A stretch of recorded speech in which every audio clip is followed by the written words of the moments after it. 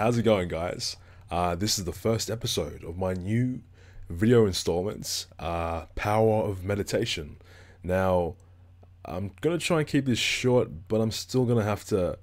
Well, I want to go in depth. I don't want to be doing like a 5 minute video on this. I want to try and flesh it out a little bit more. So right now, I'm looking at doing 3 episodes. There's this one, What is Meditation? Just trying to really explain what meditation is and try and clear up some misconceptions. Episode 2, Why Meditate? So all the physical and mental benefits, and there are a lot of benefits, and I'll go into in depth about them and explain the sort of background and all that.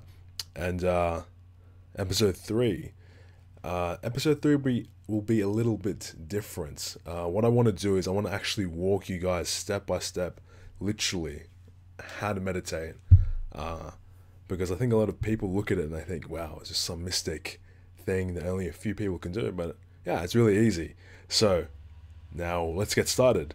Now, meditation has a lot of different disciplines, different schools. It's not just one thing, right? It's not just some Indian guy sitting in the mountains going, just, zoning out in a trance. It's not like that.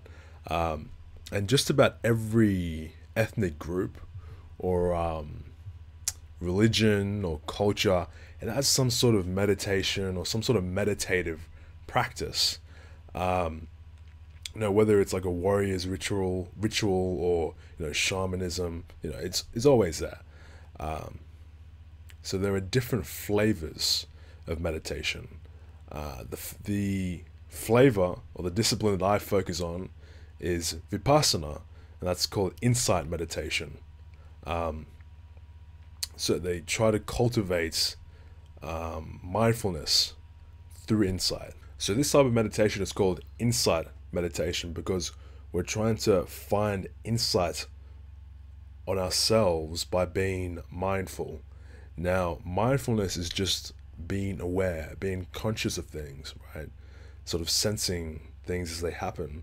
So what they focus on is bodily sensation, thoughts, mental state, emotions.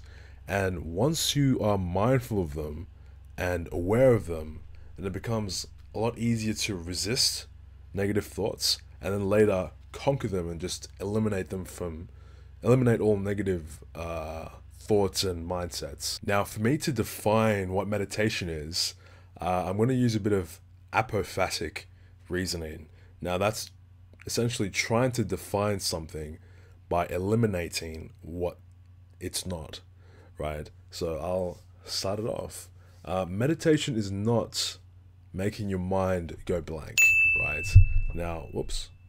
A lot of people, they think, I'm just going to sit there and I'm trying to kill thought. I'm trying to eliminate thought. It's not like that at all.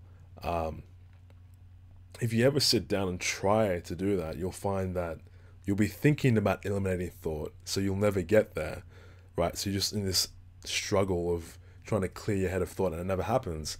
That's not what meditation is. It's more to do with focusing yourself rather than eliminating thought. Meditation is not resting, sleeping, or relaxation. Now, when you're meditating, you're not sleeping and you're not resting. And meditation may be relaxing. That might be a secondary benefit of it, but that's not the goal of meditation. The goal of meditation isn't relaxation. As I go through this list, it'll start to become apparent what meditation's purpose or goal is, but it's not relaxation. Meditation is not just humming the mantras. While there are some types of meditation that have that, just sitting there and making a noise isn't going to really help you.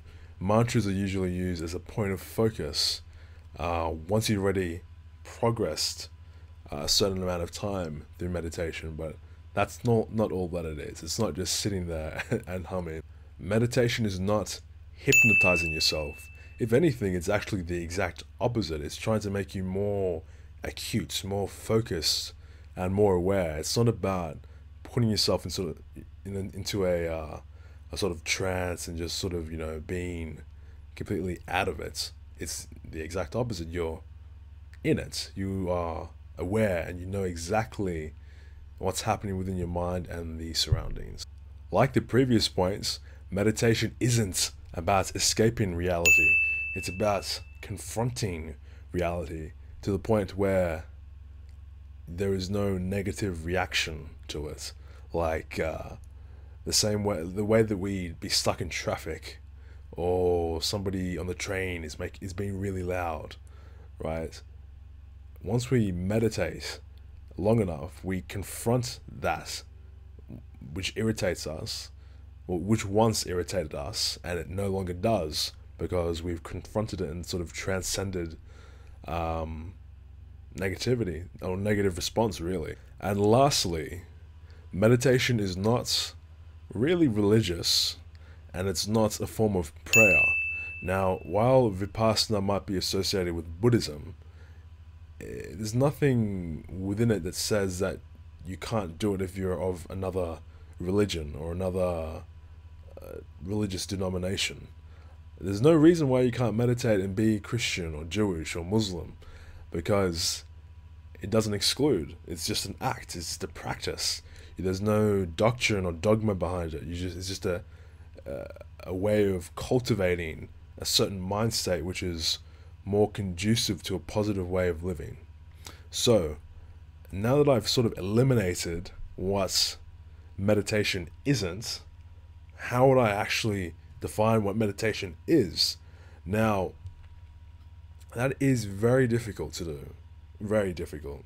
But there are two examples, two ways that I'd interpret it. The first one is centering yourself, right? You've sort of heard this term before, being in the moment, centering yourself. But I don't think a lot of people consider it very deeply. Now, when we go about our day-to-day lives, we have this narrative, right? Say I'm a university student. I have the narrative, the story of a university student. So I'm worrying about exams, my marks, and my GPA, and I have to worry about money and textbooks and, a whole, range of things.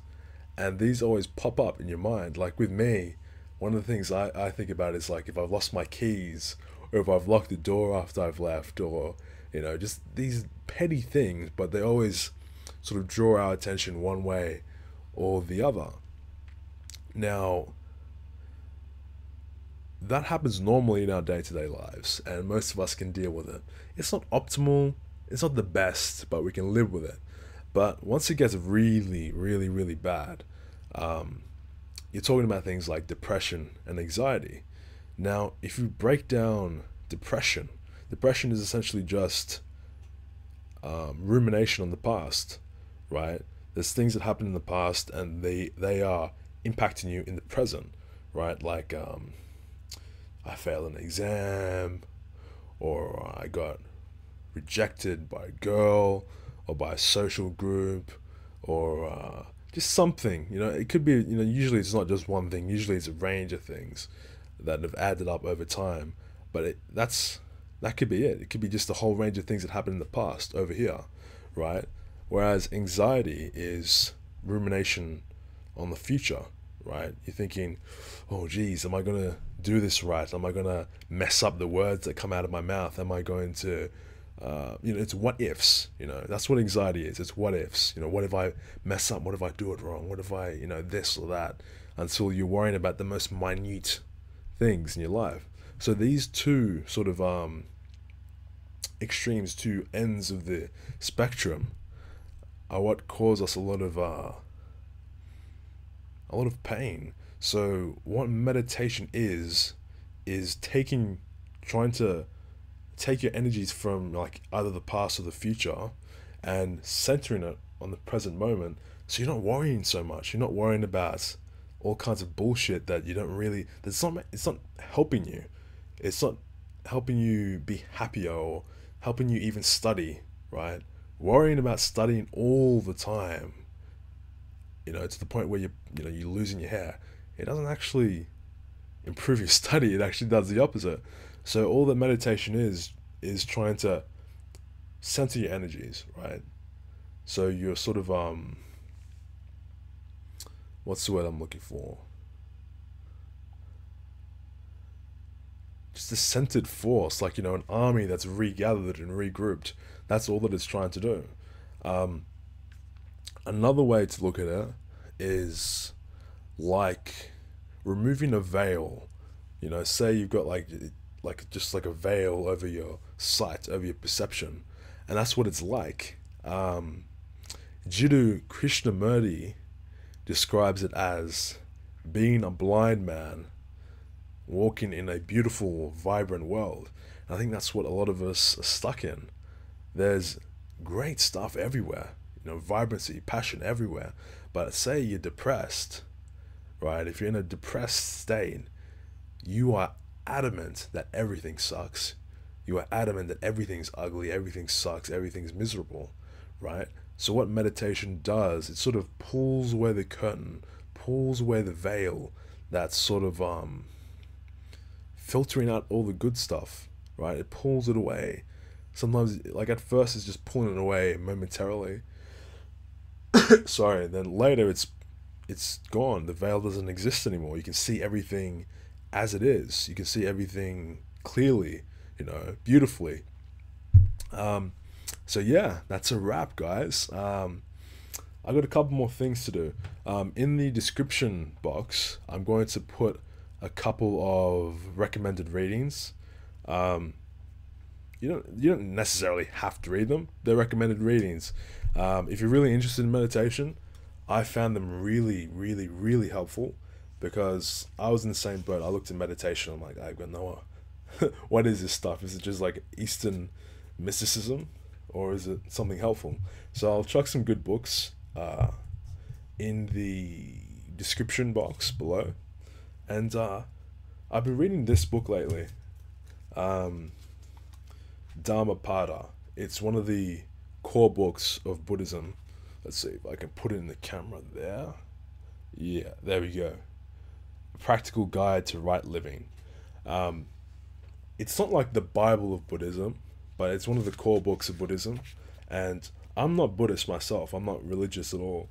But if I can attain some sort of knowledge from something, I don't care what the form is. I don't care where it's from. So this has just been one interesting book that I've been reading through, and I'm just going to read a quote to you guys as I cap off this video. Whatever harm an enemy may do to an enemy, or a hater to a hater, an ill-directed mind inflicts on oneself a greater harm. Think about that. Think about it. Alright, see you guys later.